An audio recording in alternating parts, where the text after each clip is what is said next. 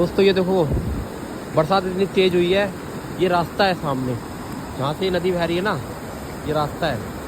ये देखो पूरा रास्ता है, वो पेड़ दिख रहा है वहाँ तक वो रास्ता था। अभी जैसी बरसात आई ना पूरा पूरा फिल हो गया। और हमारा रिसोर्ट उस पार है नदी के। अब पता नहीं कैसे जाएंगे, देखते हैं कोई रास्ता शायद घूम के जाता हो।